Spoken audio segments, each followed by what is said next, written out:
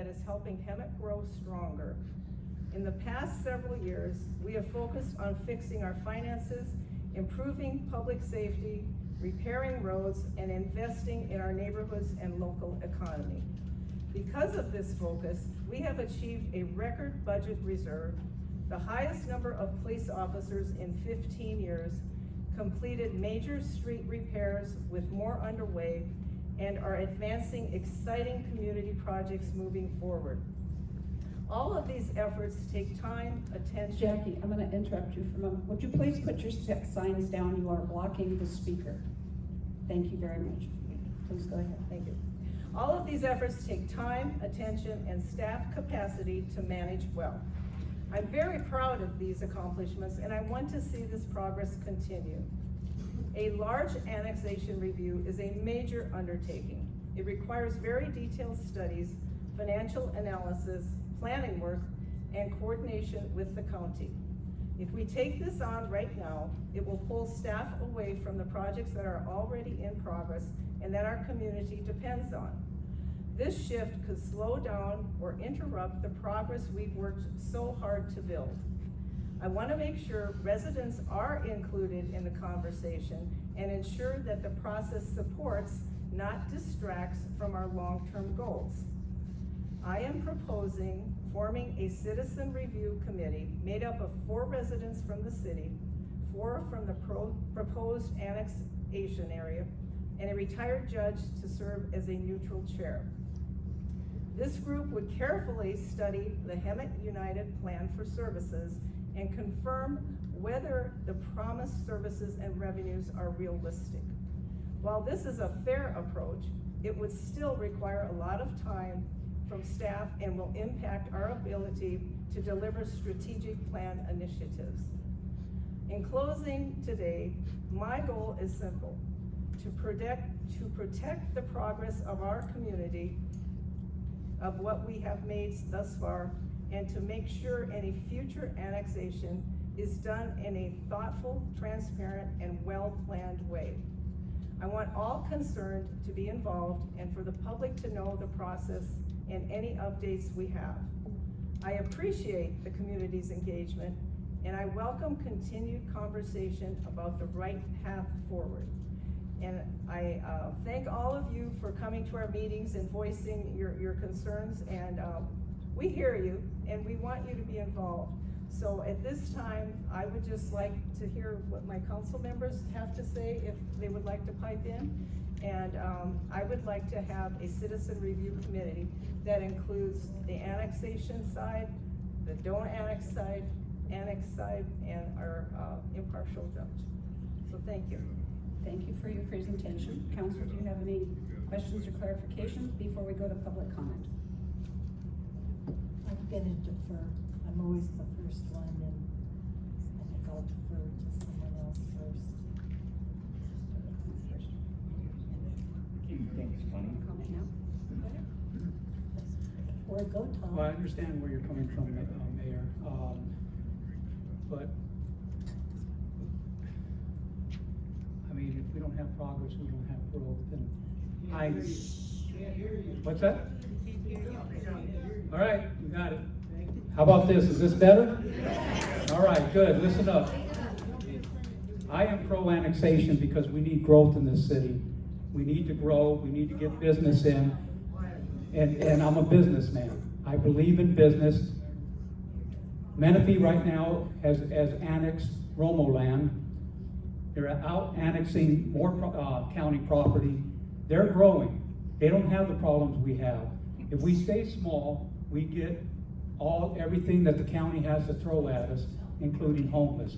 If the county owns this property and keeps this property, you're gonna see what they're gonna do to the property that's out there. They can do whatever they want. They can build shelters, they can build homes, and I think they're in the process of building a shelter right now out there. And yes, they are. They are. You can shake your heads no, but they are. So I'm pro-annexation, and I would like to see this city grow. And with growth, you get progress, and with progress, you get businesses that come in. That's just me. I have the right to speak, just like you have the right to speak. Okay, thank you. And no more. If you want to speak, you will fill out a card and you will come to the podium. Other than that, please be quiet. Any other comments from up here? Councilmember Lodge, do you have any questions for Council? Yeah, I've got a couple of comments. I don't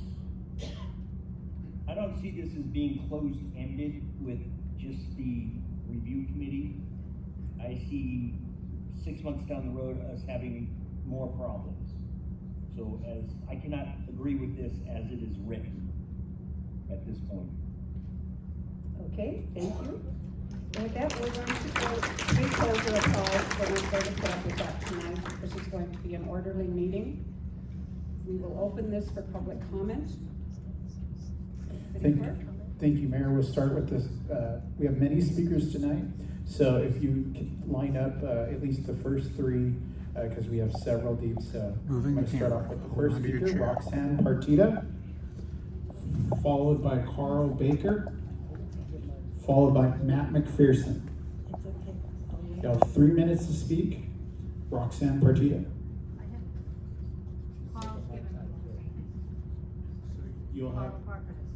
You'll have 6 minutes to speak, and we will, at the time that you're ended, we will be moving on to the next speaker, so please respect everyone's comments and time. Please line up to speak so that we can go through this orderly. Good evening, can you hear me? No. I don't know how to. Green light on? Yeah, the green Green light. light's on now. Okay. Green light. Hi, good evening, my name is Roxanne Partita. We've gone through all this before. I've lived in my home for 40 years in the county. Speak up. You still can't hear me? No. Okay, I've been fighting annexations for 38 years. Hemet United has painted a very rosy picture of how great things are going to be. However, they failed to disclose what's really going to happen to the 25,000 residents this is going to affect. Our sales tax will be higher. Our address will change. I personally will have to change the deed to my home. I will have to amend my trust, my passport, my social security, DMV, etc. This will cost every single resident, 25,000 of us. There is a significant amount of seniors who can't afford this or are not able to do this. Not only is it going to cost us money, it's going to change our lifestyle. I understand you want progress, but how are we getting out of town if you add 40,000 residents? Where are they going? We have 2-lane roads. Mr. Sepwich said he wanted toll roads. We're not Orange County. The city of Hemet residents will not benefit. You will have no first-time buyer programs. You will have no buyer assist or no rent control. That's all through the county, and you're associated with that. The city of Hemet partners with Riverside County for the first-time home buyers program. However, it's not, you are one of the excluded cities for this. We moved to the county for a reason. We want to be left alone. Hemet United has clearly shown their strengths. They've intimidated us, laughed at us, and some say they have been followed. They have plastered private individuals' name on a public board, and the excuse was, he's public. We didn't ask for this. We didn't get involved in this, but unfortunately we're in the middle of this and we're not stopping. We will fight annexation all the way. We are requesting that you deny this petition. It's well known that Hemet Fire has had significant financial problems and has had to dig into the reserves. You have 4 departments, CAL FIRE has 102. Woo. Also, you're still in negotiations on 400 acres in the proposed annexation area. This is a conflict of interest. You need to recuse yourself. I hear you want to pick 4 people from the city and 4 from the county to review the annexation, the ACRC. I'm volunteering. And I know a couple people from the city that will also volunteer. Where is the webpage we were guaranteed in March?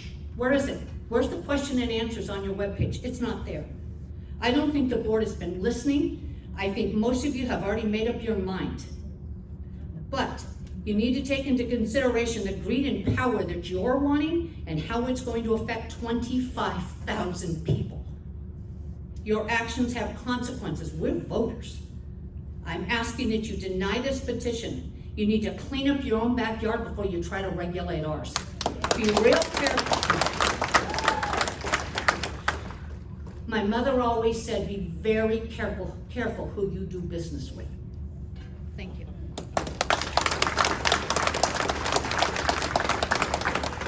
Next up, we have Matt McPherson, followed by Andrew Kodiak, with donated time from Pamela Flynn Chanwell. Matt McPherson, you have 3 minutes. Yeah, it's going. Can you hear me? Yes. All right, good evening, Mayor, council members. My name is Matthew McPherson, 6th generation in the Valley, local businessman, commercial property owner in downtown Hemet. First, I'd like to thank Jackie and Joe, 2 former mayors, for attending our tree lighting about 2 weeks ago, I guess it was now. We also had another mayor, I guess she left, Valerie Vandiver showed up as well, so that was good, very well attended. Very successful event. We plan to have many more. Let me start by saying something honestly. Nobody has been more critical of the city of Hemet than my family and me over the decades. I think you can all agree. We've disagreed with decisions, with approaches, and with certain outcomes. But that criticism comes from a place of deep love and commitment to this city. We have stayed here, invested here, and we want Hemet to succeed. We want it to thrive.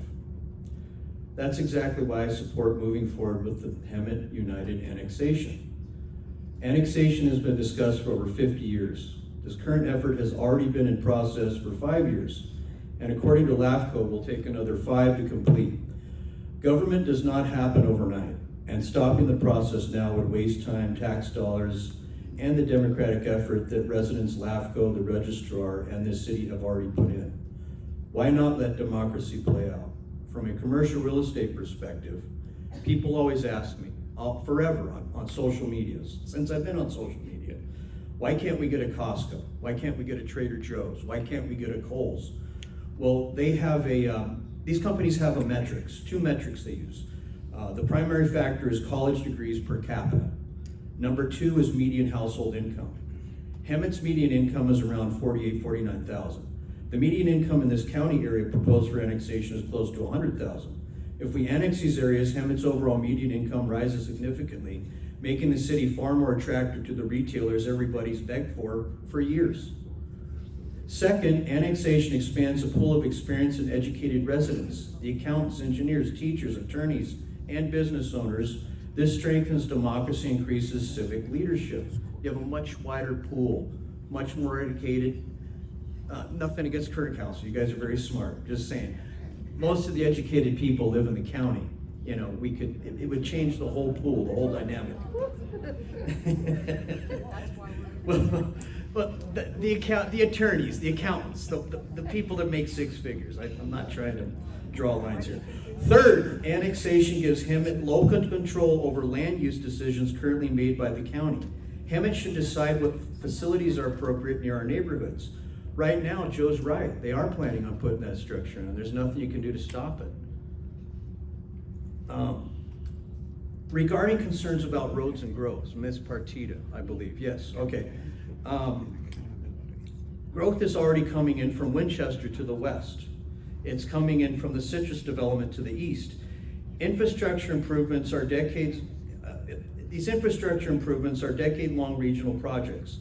The SR 79 realignment began in the 1980s. Segment 3 alone starts construction in 2028 through 2030. Mr. McPherson, your time is up. All right, I support the annexation. I think you guys should. Scarphone, followed by Chuck Harwick, followed by Alex Pastrana. Joe Scarphone. Then Chuck Harwick, followed by Alex Pastrana. Good evening. Could you give me a 30-second warning? Thank you for letting me speak, and thank you for everything you do for the city. I just wanted to say that most of the people I talk to, the first thing I hear is rent control, so everybody wants a guarantee on that. The second thing is, you know, if you have farm animals, you know, what are you gonna have to do? I have farm animals. So, you know, I've been told they'll be grandfathered in, we're happy about that. And then the other thing, everybody's worried about some big 6-story convalescent facility, which, you know, I would welcome a convalescent facility, a nice one. mom ran a convalescent facility. It was very nice. And we need stuff like that. But I don't want 6 stories, you know, 2 stories, every room with a balcony so they can enjoy the orange trees and the beautiful fragrance. And then I think a hospital in the Diamond Valley Golf Course is a great idea. You know, as many stories as you can build, we need medical services. And I like the idea of a hotel. The room tax, that would be great for revenue. But, you know, one of the major concerns I have is the emergency services, of course. You know, what's gonna happen to Hemet PD? How does that look? You know, we fought hard 10 years ago to keep Hemet PD and the fire department here. And, you know, I already pay all my sales taxes in the city of Hemet anyway. I mean, that's where I shop. So I wonder, you know, in looking at where I think you're gonna annex, there's no retail there, so you're not gonna really gain any sales tax revenue. So I wonder where that's gonna come from. And I know you get a pretty small percentage of the property taxes. So my question is, where's the money gonna come from? Is it gonna be from developmental fees? So, you know, that's how I'm not diametrically opposed, but I think that we need to be open to it, but we also need to have the questions answered. We need good planning. I think this planning commission's a good idea. I'd like to be on it, you know, and you know, be a part of that if it's possible. But the big concern is, for me, also is, you know, 100 years ago, Hemet had its own PD and its own fire department when Temecula had one stoplight, and you've just seen the city's revenues being scraped away by the regionalization. And where is the money gonna come from to pay and keep the fire department here? You know, what does that look like? Are we gonna end up subcontracting? You know, I mean, those are the questions I have. And so I like the idea of a committee. And it's not gonna be a fast process. I think it should be very open and, you know, perestroika, you know, openness is the way to go. I think that rather than not answering questions, or, you know, you should be out there and giving the answers. Thank you, Mr. Scarfone, your time has ended. Thank you very much. Move on to Chuck Horwick. And there is a donation of time, so I'm gonna just verify here. Is Vicky Kitchen in the room? Okay, you have 6 minutes, Mr. Chuck Horwick. Good evening, Mayor, council members. I'm surprised to be in the middle of the annexation project. My name is Chuck Harwick. I'm a resident of London Spires Mobile Home Park. I've been a resident there for over 20 years. Like many residents who moved in before 2021, I have a month-to-month lease. For the 4th time in 4 years, we're facing another rent increase that will make it difficult to meet our monthly rent. London Spires is an owner-occupied mobile home park with a total of 165 spaces, and approximately 150 spaces are occupied. Ownership of the park changed in early 2021, and the first rent increase was 5%. I moved in 2003, and it was under $300. And next couple of weeks, it's going to be over $800. Since then, the increase has been 9%, 8%, 9% again, and we just received the notice of the increase of 8.6% to be effective January 1st. The proposed increase will mean a jump of around $59 per month for most residents. The Social Security increase for 2026 is 2.8%. We just got notice of that today. A dollar increase of approximately $33 more per month. That doesn't go very far in paying the $59 increase in rent. Most of us are seniors on fixed incomes, and we cannot afford these large increases. There are rent increase limitations under Civil Code 798.30.5 for mobile home parks located between two incorporated cities. It states the management cannot increase the gross rental rate for a tenancy in a qualified mobile home park by more than 3% plus the percentage change in the cost of living, or 5%, whichever is lower, over any 12-month period. The restriction applies to rent increases occurring on or after February of 2021, and the code section that was operative in January of 22. Many residents in California receive Social Security with a fixed income that is significantly below the cost of living in California. According to the UCLA Center for Health Policy Research, it states that 30% of the older adults, 65 plus, in Riverside County don't have enough money or enough income to meet their basic needs. A single older adult who rents in Riverside County needs at least $23,928 per year to meet their basic needs. While you cannot help the seniors in London Spires be able to meet their rent requirements, you can see the potential for elder financial abuse if an unfair rent increase is happening. Also, according to the Hemet Mobile Home Rent Review Commission, Division 3, Section 2.2-201, quote, the substantial investment of mobile homeowners in such homes for the people of the city find and declare it necessary to protect the owners and occupiers of mobile homes from unreasonable rent increases, while at the same time recognizing the need of the park owners to receive a fair return on their investment and rental increase sufficient to cover the increased costs, repairs, maintenance, insurance, upkeep, and additional amenities. The concern, end quote, the concern of unmade repairs and capital improvements at London Spires are a different problem that may be addressed at another time. These rising rents are putting people at the risk of losing not only their homes and their ability, their stability, but also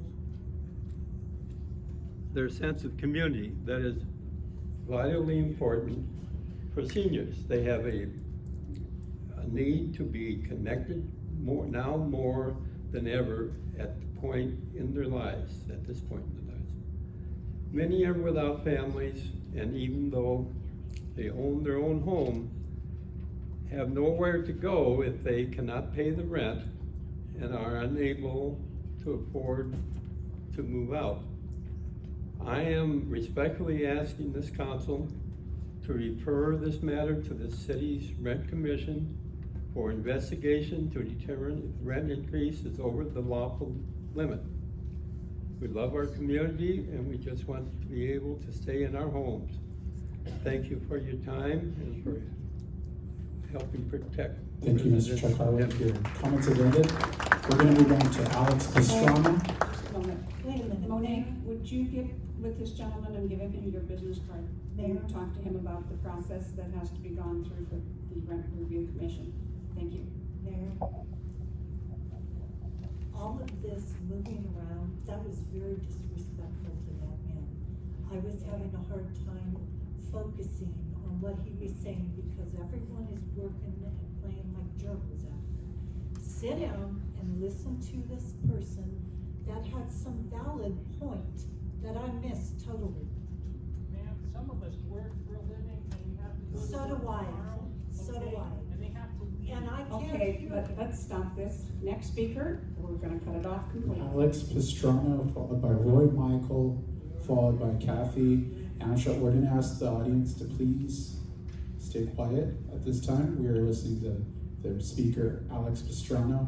Sorry, thank you. Good evening, City Council. Thanks for letting me come up and say something. Last week, I took my truck to a place to get work done, and I thought I'd take a little stroll downtown. I went from State Street all the way to Juanita, and then from Kimball to Latham. I zigzagged through there and looked at the stuff, make sure, just to see what our city is made of. And you know what that looks like downtown. It looks horrendous. It's terrible. There's buildings with nothing in them, and they've been that way for so many years. You guys venturing off into annexation and putting your fingers in other pies, why don't we work on our downtown area?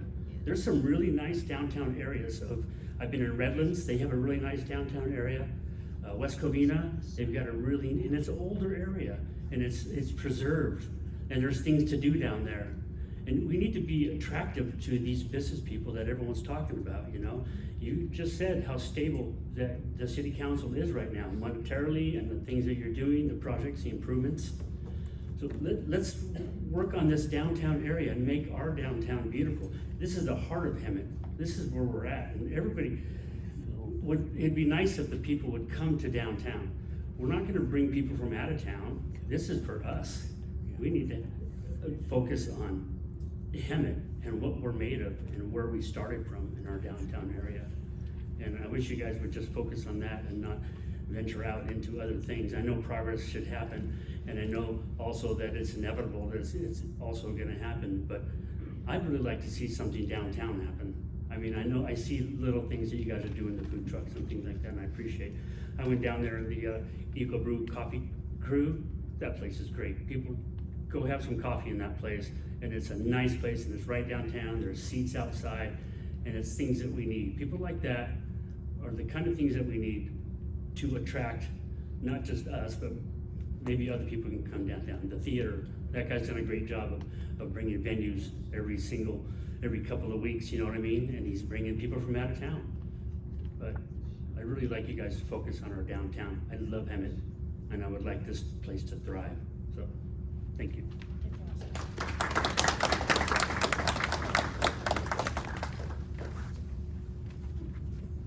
Hi, I'm Roy Michael, a 10-year resident of Hemet. I'm neither pro or con at this point on the annexation. I started out con, I'll let you know. What former Mayor Jackie Peterson offered is called transparency. There's been a lack of transparency in Hemet for a while now. Speaking of lack of transparency, D.R. Horton, when they were here, they mentioned they sent out that letter 500 feet. 500 feet ain't a big way to go. All right, the people at Newland Simpson on that project, at the meeting where they were all invited to, no one showed up because no one knew about it. One of the reasons was they call it the Simpson Road Project, okay? That didn't tell them anything.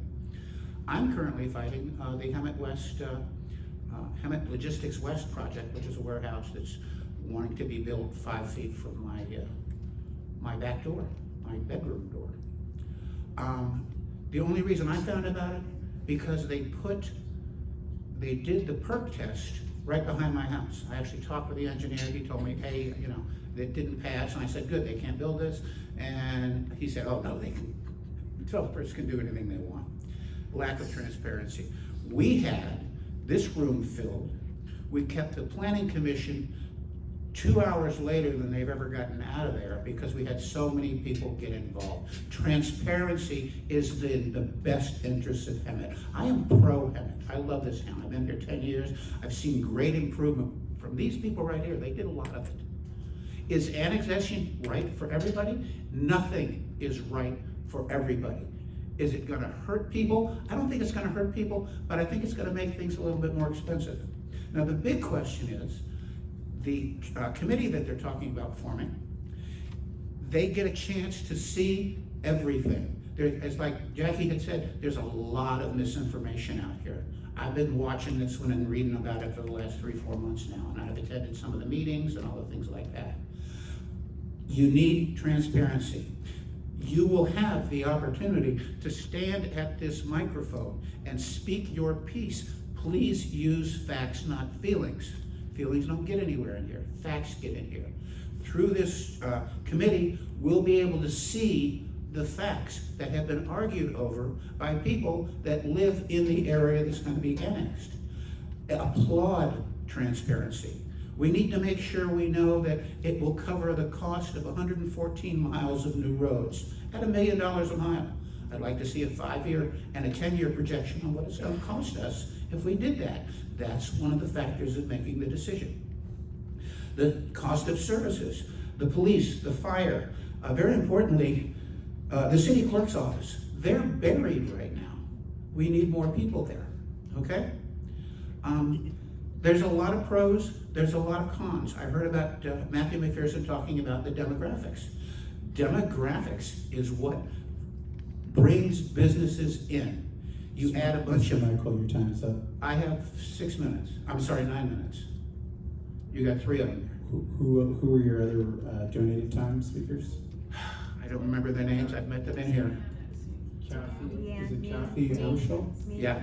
Deanne Okay, Nolan, that's right next here. one in line. Deanne over here. And this lady right here. Okay, I met them here tonight. I'll reset the clock for 6 more minutes. They're now personal friends. In total, Okay. just to be transparent, it's Yeah. 9 minutes in total. Yeah, that's fine. No problem. The 114 miles. How much is that going to cost us in 5 years or in 10 years? That's a factor, whether this is going to be a thing to do or a thing not to do. You can't fight progress. Progress is going to happen. It can come slow and determined, or it come fast and maybe not so thought about as far as, well, let's just do it, you know? Like putting warehouses in Hemet. Let's just do it. No, please.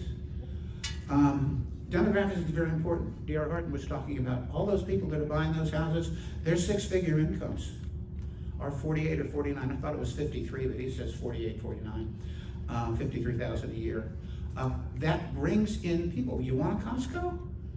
Get us up around $70,000 or $80,000, you'll get a Costco. Get us over $100,000, you'll get a whole lot more things. 2 of the small local restaurants in this town have closed in the last couple of weeks. I hate seeing that. I've owned my own small businesses. And when you do that, you put your entire life in it. We have to make sure that Hemet is going in the right direction. I am pro Hemet. I like all these people on this board here. I've been yelling at them and talking to them for the last 2 years. All right? And they're very receptive, and they've made some very, very good decisions. Transparency is what you're being offered. Accept it. Thank you.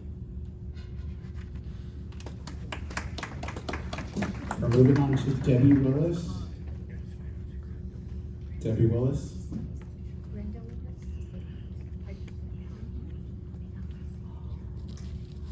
Donated time of 9 minutes. I'm going to just verify for the room. We have Carta Foster.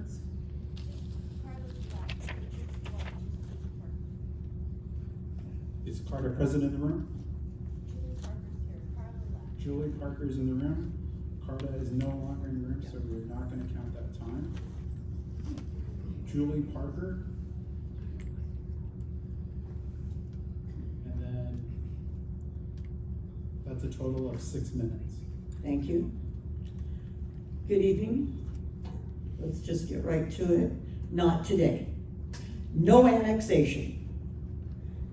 I've come to several council meetings this year, listened to arguments against the annexation.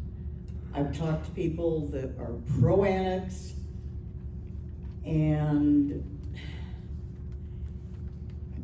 what it boils down to is Hemet is not transparent about it, has not been transparent about it. And I like your suggestion, former mayor. That would bring transparency to it. To rush ahead with it is foolish, thoughtless, and ridiculous. Hemet needs to take care of itself first. Clean up your act. Clean up this city. It's a mess. It is a mess. And it shouldn't be. You need to clean it up first. You already gain the support of business and sales tax generated by our county residents, without the responsibility of the services that we require. We don't call your fire department, we don't call your police department, we take care of that with the county. And they do a damn good job of it. We're happy with them. Many of us moved there because of the affordability. And if we lose the service and protection that we have from there, our rent control, which is not anywhere near what it is over here, we have the rent control that we would lose, our taxes would go up, probably triple. Many of us can't afford that. I'm sorry, but I don't know where Mr. $100,000 gets his thing from, but most of us out there are older. We're senior citizens. We're living on Social Security. I got a $23 raise for next year. Whoopee. That's not gonna take care of 3 times the taxes. You're gonna see in all likelihood, you will see a loss of revenue because a lot of us can't afford those increases. You're gonna see an exodus. We'll be joining the exodus out of California. It's bad enough we're being taxed out of this state. I'm a 4th generation Californian. How many can say that? Not too many. And I've stuck around all this time because I love this state, I love this area, and I don't really want to have to leave. The costs, the needed services aren't going to be readily available because the city simply cannot afford the expansion of all the services, the roads, everything else, until after the proposed developments are in place and generating income. We don't have that time. You wouldn't have that time to wait. That's kind of like putting the cart before the horse, isn't it? Many of the proposed developments that you have in mind, especially along the Dominagoni corridor, I can pretty much tell you will probably be very delayed by court injunctions that will be asked for from the EPA for phase 2 and phase 3 heavy metal and toxic waste testing. From what appears to have been contaminated sludge, that according to articles in several papers, including the LA Times and San Diego papers and a few others, was alleged to have been dumped along that area in the 90s. I believe there were court cases also. And will be looked into. Barring the possible legal delays and the lack of the easy access to that, you're gonna bring in traffic, you're gonna bring in heavy trucks that the roads out here simply can't handle right now. You're gonna have to put in so many road improvements, you'll break the city. Not to mention all of the concerns of the residents. Many moved out here to get away from congested roadways. They don't want to live in a big city. We like our rural area. I watched 2 towns that I called home make decisions for the wrong reasons. And this whole proposal seems to be a movement by a few that would benefit financially or possibly politically from this, and it doesn't counter for the ones that would be negatively affected. It would be at the expense of many for the benefit of those few. Norco, where I used to live, they didn't expand for the wrong reasons. Thank you, Ms. And- Willis. Your comments, your time period is up. We're gonna move on Okay. to Mark Basket, followed by George Evans. All I can say is, not today. No annexation today. Mark Basket, you'll have 3 minutes.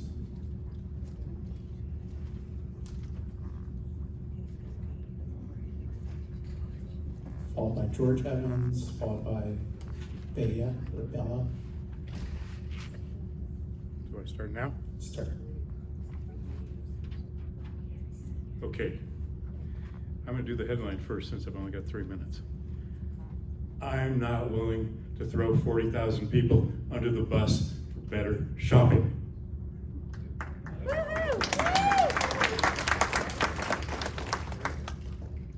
Rent control cuts off automatically if annexation takes place. You don't have a replacement. You don't have any rent control. Your board is a farce. They haven't done anything. They haven't even really met in the last 10 years. Fix rent control, save some of your seniors. This is the affordable housing stock for Riverside County. We've got the biggest concentration of seniors, mobile home parks. There are ways to attract business. There's a way to do shopping without throwing these people under the bus. Seniors are the fastest growing segment of homeless. And you got more seniors and more concentration of people in need than just about anywhere else. They've moved as far out as they could. They put all their money into these homes. Don't betray them. Some of these, and by the way, I got 220 units. I went to 7 schools. I'm a little smarter than average. I'm a retired attorney. Okay. I'm what you're supposedly wanting to attract. Only I think ethics are more important than random development or making, as Mr. Chaudhry says, a few of his friends wealthier and happier. Take care of the people in need first, who elected you, who trust you, who have these needs. There are ways to address the need for rent control.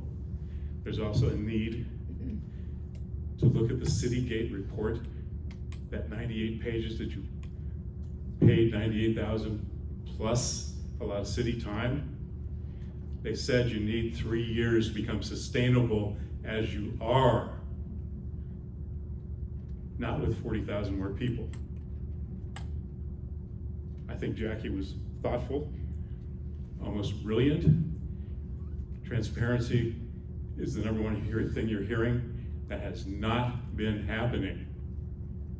There's been nothing but promises. And 40% of the seniors where I live don't even have internet. Most of them don't even know this is happening, that it's being tried. Care about the people first, do a good job. We'll get business. Mr. Basket, your time is up. We're gonna move on to George Evans. Can you please hold your applause? George Evans, followed by Bella or Bea, followed by Marcy Murphy. I would just like to say, as I've said every month, I'm against the annexation at this time. I agree with Mayor Peterson, okay? It needs to be more transparent, it needs to be spelled out. I need you people to look from your hearts, okay? We choose to live in the county because we don't want to live in a city. Not because we're against, we shop the city, we support the city's functions, the different events that the city puts on, we support it. But that's what makes this valley unique, okay? And even in the Rising's presentation, they talked about that. You hear at the high schools, the valedictorian talking about how they played in the orange groves and things like that, and they did their different things. That's what makes this valley unique. We support Hemet Fire, we support Hemet PD, but we also love our sheriffs and our Cal Fire because we're protected, along with Hemet helping them. Now I'm looking at you dead in the eyes, council members. I respect a lot of you. But damn it. This is our home. Do you want us moving next to you and saying we're going to take over your land, your yard? I don't think so. And you bring up about the homeless shelter, Mr. Miles. Well, at least the county's doing something about the homeless. You got 300 plus homeless within the city itself. That don't include, there's only 17 out in Val Vista. So at least they're doing something. What are you doing in the city of Hemet for the homeless? Now I'm sorry, I'm angry, I'm mad. Because like I said, I respect you. And I know your job's not easy. But you got a city manager making $285,000 a year and every building around City Hall is vacant.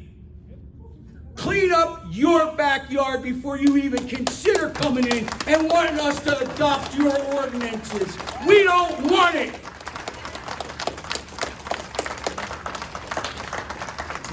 Donna or Bea up next.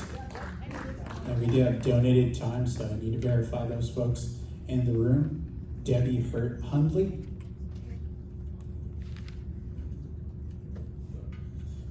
Deanne Klug. Deanne Klug.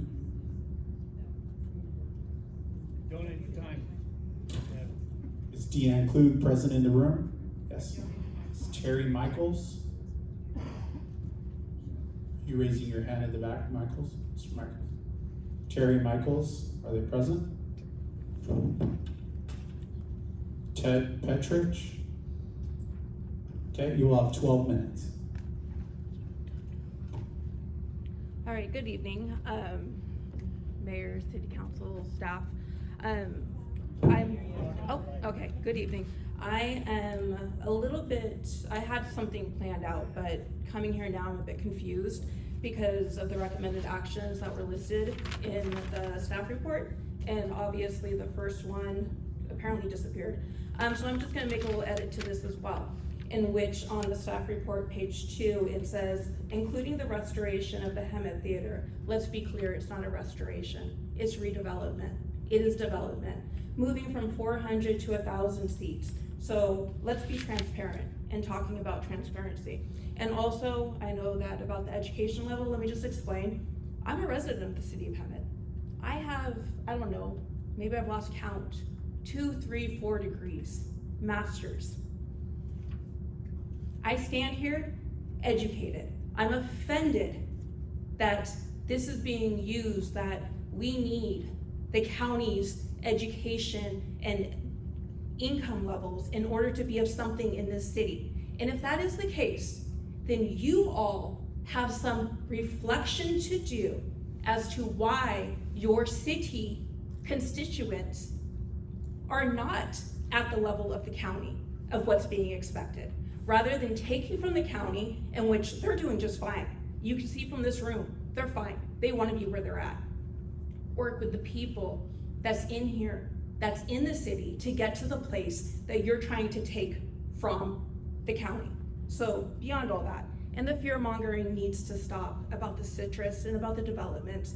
We all know that the state of California has rules and guidelines that they have put into place to increase affordable housing across the state. So the minute that the county goes city, we already know that there's a higher level of buildings that are in the city area in comparison to the county. So the minute it comes into the city, that means those areas are going to increase in development. So let's not fearmonger, let's not say anything like that. It's at the state level, city, county, whatever. The development is still going to occur.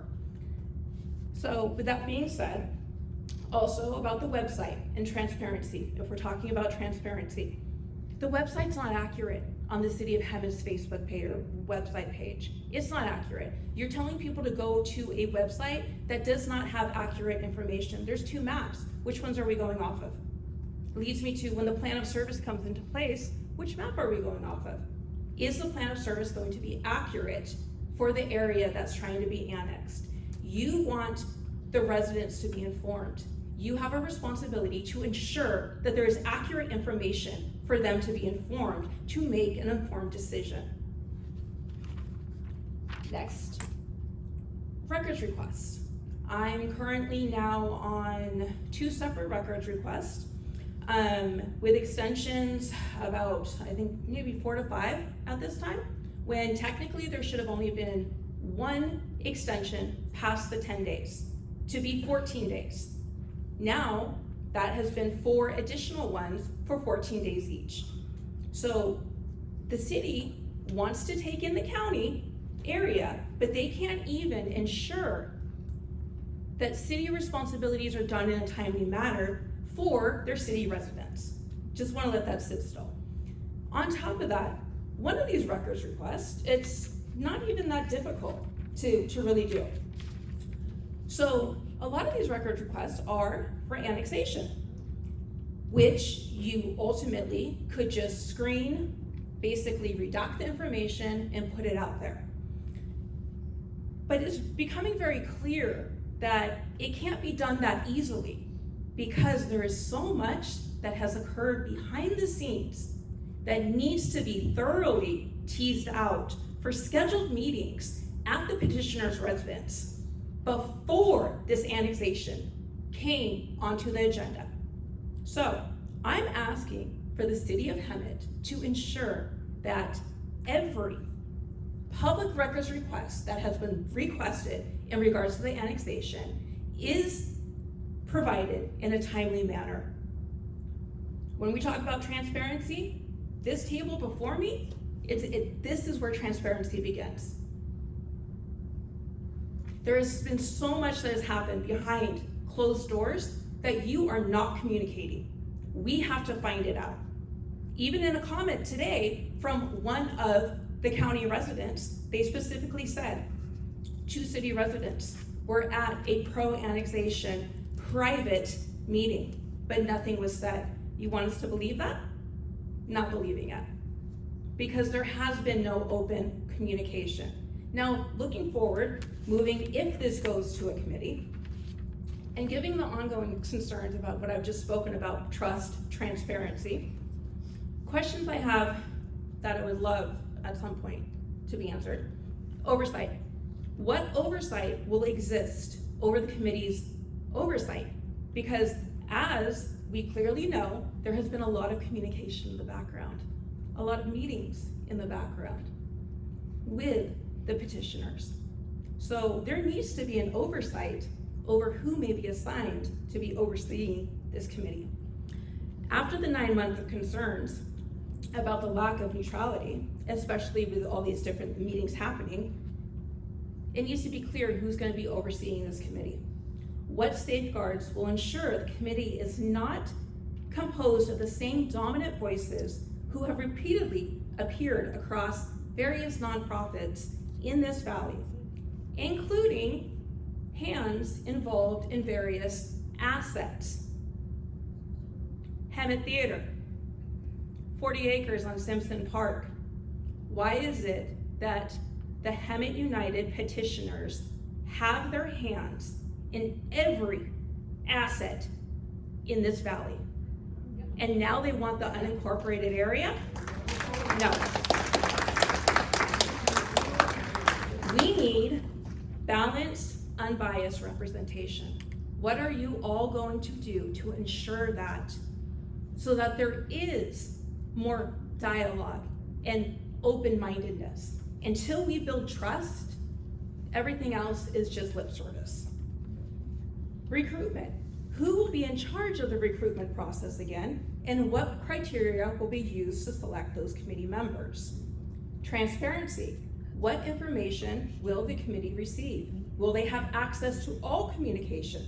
And I mean all, including the records release, including all scheduled meetings that have occurred in which annexation has been discussed, and all members and private citizens who have been present at those meetings. Will they be informed? Will this committee have that information? Will they receive accurate maps of the proposed annexation? At any given time right now, some of the residents of the unincorporated area do not know if they are part of it. And if directed to the website for the city of Hemet, well, that's confusing as well. So this committee will need to know the MAP guidelines in order to match that up with the plan of service, so the plan of service reflects accurate services in that specific map. What level of knowledge will committee members be required to have or be trained in regarding the LAFCO process, policies, service providers, plans of services, and all other related city matters, general plans? Many of us, we did not sign up for this, have spent months learning these systems. And this learning curve has been steep. And I would imagine you all are learning a lot too at the same time. So what information is going to be provided to these committee members? And the timeline. With a minimum recommendation of 2 meetings per month, the committee may meet only about 6 times before making a recommendation in April. Is that truly enough time to make an informed decision affecting nearly 40,000 residents who have never requested annexation in the first place? This is their home. George said that. How would you feel if somebody came and said, this is what I'm doing to your home, and you basically don't have a say, and you don't have honest communication, and you don't even know who is clearly behind this petition and what the motive is? Be honest with us. You know what the motive is. Communicate it with your residents. I'm gonna say this. I know as a resident that this city is making progress. I give kudos to that. That cruise that the city showed up for and supported, that said a lot to support the cruise culture. And I think that was a huge step for this city. I think that you're moving in the right direction, but don't move in the direction for the people who are already okay. They're fine where they're at. And I urge for the city council to vote, well, it's not even, I can't even write that now, because it never was presented. All what was presented was for it to go to committee. I actually thought the city council was gonna be voting on possibly requesting for this annexation to be withdrawn. But just like the communication that's been inconsistent, that tonight was. In the resolution, there was finally governance, good governance. And whoever was responsible for writing that, I give you kudos. If that was yourself, I give kudos. Because finally, this city had some governance. And I hope that you all hold yourselves accountable to ensuring that and make sure that you are above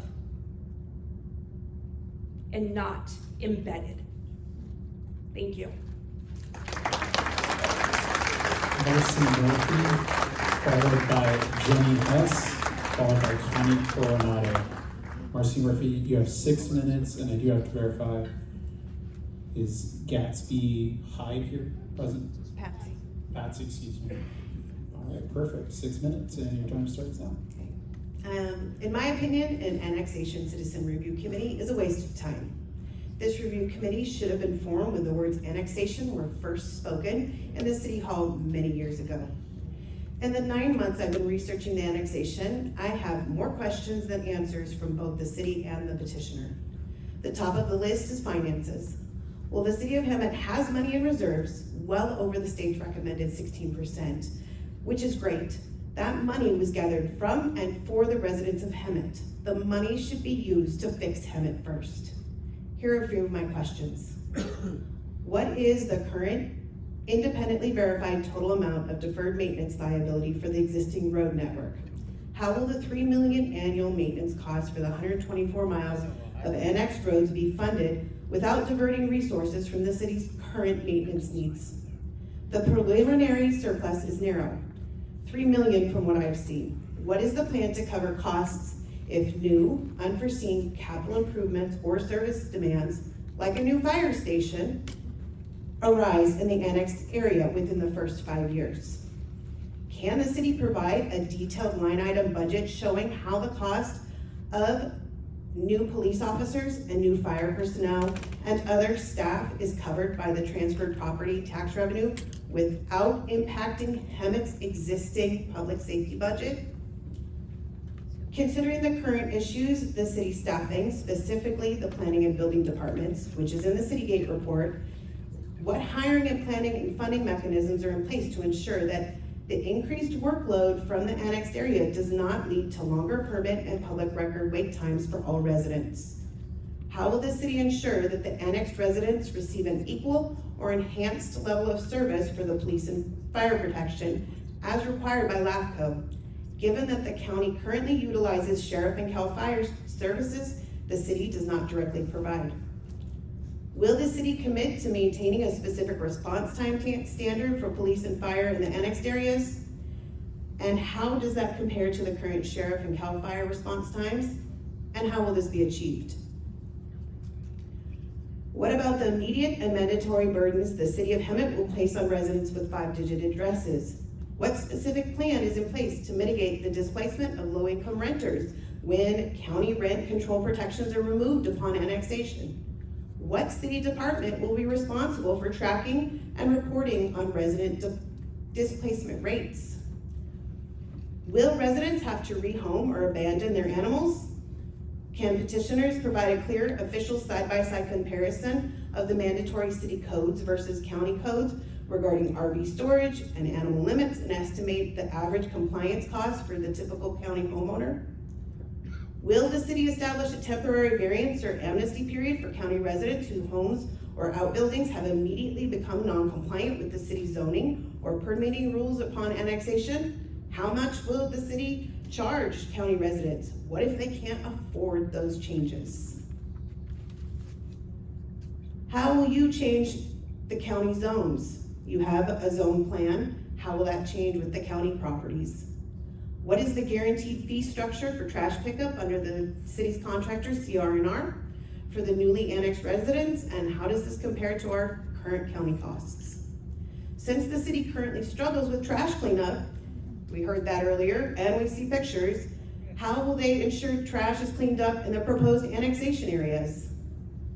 Given the significant public and financial risks, what is the rationale for annexing now instead of focusing on the city's current reserves on fixing the existing issues within the city limits? I am not someone who's against moving forward, but Hemet needs to be fixed first. Can the petitioners publicly disclose their personal or professional interests, land ownership, development contracts, business relationships that would directly benefit them with this annexation? Will the unincorporated area land zones change? And every one of these questions and more have already been researched and answered before a petition appeared before the city council. I want to point out the number of people who did come out. A lot of them have left. Thank you guys for coming. And also, we have people who have signed, 2,410 people who have signed no to the annexation on change.org. We have 863 people on our Facebook group who say no. Council members, the answer is clear. Request that they withdraw that petition. Obviously, that doesn't go with this anymore because that changed, but now is not the time. We need to fix Hemet first. The rest will come with that, and we will want to join the city of Hemet. Not now. Next up, we have Jenny Hess, followed by Connie Conrado. We do have a donation of time. I'm going to verify who's in the room. Clinton Hess. Okay, we got a thumbs up. Jenny Hess, you have 6 minutes. We're going to start the clock now. Good evening, City Council. I had an entirely different speech written when I walked in here tonight, but tonight I'm here to ask, why did the city manager attend a meeting at the home of a private citizen who I refer to as an honorary city official, along with Dr. Chaudhry, about the annexation in August 2024 as evidenced by records retrieved from your sturdy public information request process? You don't have to answer right now. Why is the city trying to buy land when they can't even keep the park restrooms clean? Why was the meeting held to indulge essentially this honorary official guy to indulge his absurd plan for the Hemet Theater? bearing pictures of Times Square instead of an actionable proposal for a valid rehabilitation or restoration of the theater. There's a difference. There's two other R words too. While blighted properties of wealthy and or connected individuals across the Hemet Valley never even merit a discussion, much less any action, I ask these rhetorical questions because this annexation effort has connected dots that seem to reveal a questionable amount of influence for the favor and whim of just a few people, and some of them aren't even city residents. This goes way beyond annexation. I know things I wish I didn't have to learn. The crux of annexation was a chosen few making decisions for the majority in a shady manner. You all knew full well people would be showing up for the annexation agenda items tonight, and you have in the past moved public comment ahead of consent calendar. Some seems rather strategic. That didn't happen tonight. Incredibly disrespectful and inconsiderate of our aging community that showed up as well. I was prepared to come here to say I'll be grateful to see the rightful end of this annexation effort and to commend and thank Mayor Peterson for genuinely ethical leadership. I ignored my gut feeling telling me there's no way that egos and personal agendas will allow this to really end tonight, and here we are. Still, I did not expect a full 180. Neither the city nor Hemet United have demonstrated any capability of forming a committee with transparency and integrity. And where are the town halls? Been asking for 8 months. Those are imperative before a committee is formed, especially if our new mayor is going to be busy campaigning. Upon arriving tonight, I was shocked to see a public comment on the back table submitted by a person telling a clutch my pearl story about being blasted on social media just for the kindness of offering their home. I didn't blast anyone. I told the truth in a public group, like an adult. Secret meeting is an accurate description when they are quietly organized and attendance is selective, just like at the theater. Though my name made an appearance on the screen, I wasn't allowed to go there. And I was not invited. Someone committed mail fraud and dropped a flyer in my mailbox. Inviting me would have been avoiding a federal offense. Coming up to my door like a neighbor, please do swing by and bring the facts you speak of. A copy of the actual slide deck from that secret meeting would really be great, but go ahead and leave the Kool-Aid behind. I came here somewhat hopeful and I'm leaving disgusted. I also just want to quickly say, please help the residents of London Spires who have come here again to ask for help. I also want to know, because I missed the memo on how my name is called, and then I get to go last even though my name was called to speak, but I just really want a favor and I want to go last because that bothers me too. Also, spoiler alert, inside tip, Costco and Trader Joe's are never coming here. They're never coming here. Google it, ChatGPT it, 3PL. I mean, it's not a secret. I don't know why that Kool-Aid picture keeps coming up too. Like, stop drinking from that. It's not happening. I had intended to come to talk about how I'm capable of bringing positive energy and good ideas and continuous improvement. Yeah, I was unable to talk to that tonight. But thank you for listening, if you did, and considering anything that any of us have had to say for the past 8 months, including tonight. And I'll probably see you again here next time. We have Connie Coronado, and I do have donated time of 15 minutes. We're going to verify. Yep.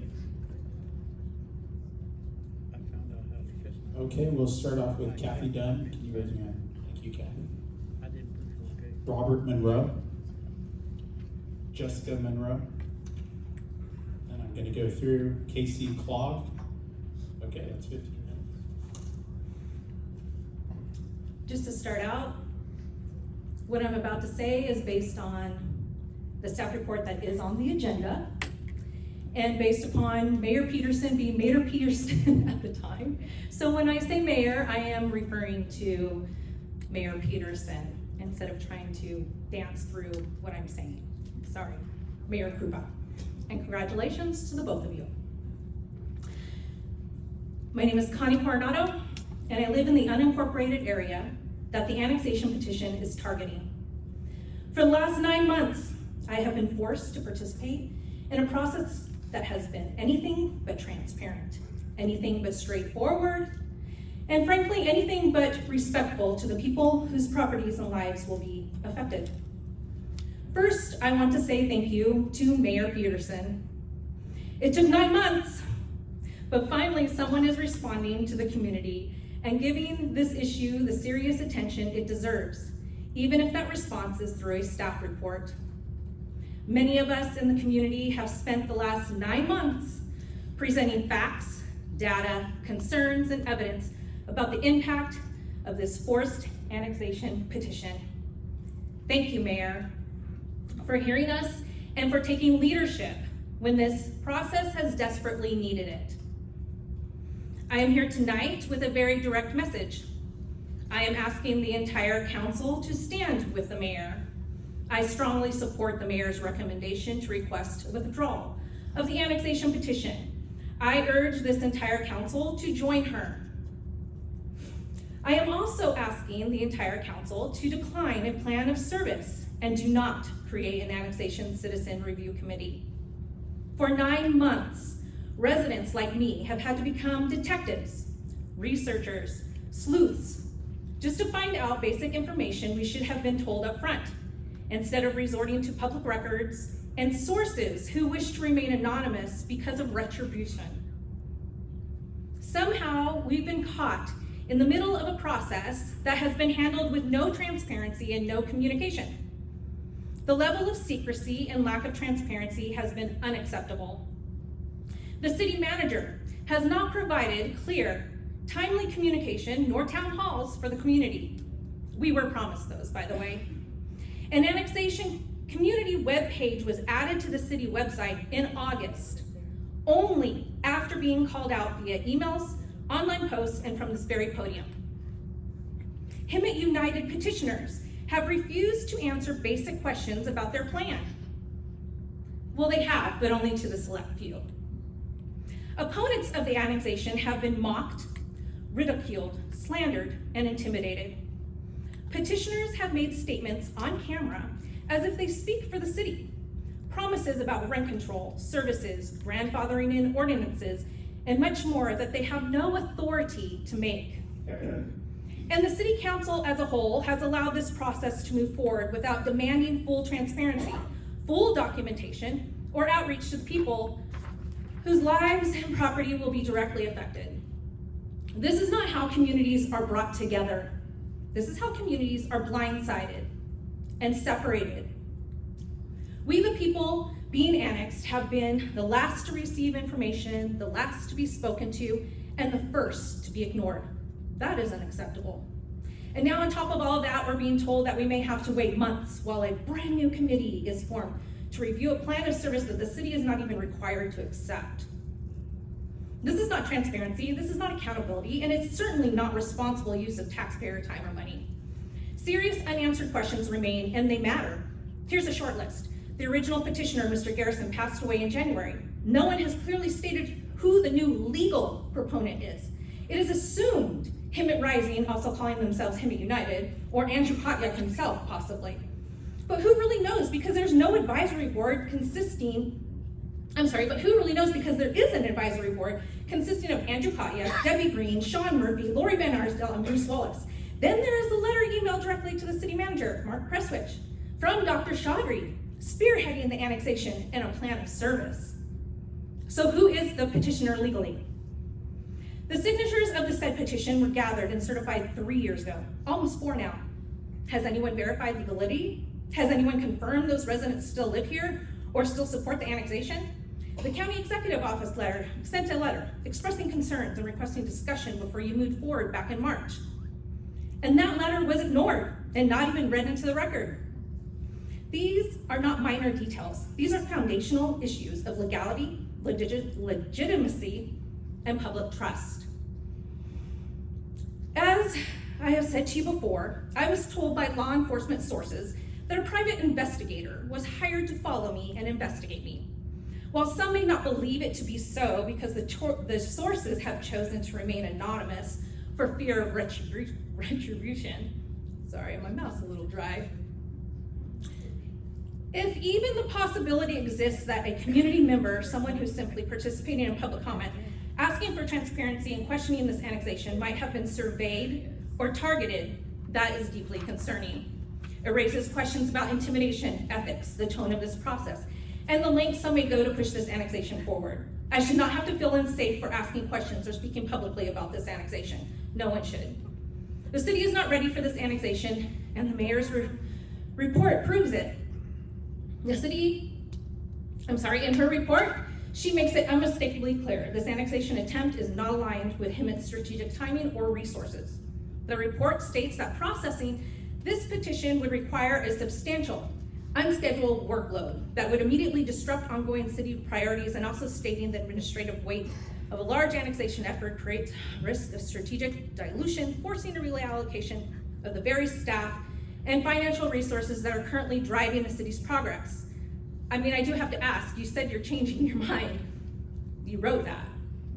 Basically, this annexation threatens the momentum of the city's revitalization. As someone living in the unincorporated area, I want the city of Hemet to succeed. I want you to stay focused on rebuilding the community, not to be dragged into a massive administrative burden created by a small group of petitioners.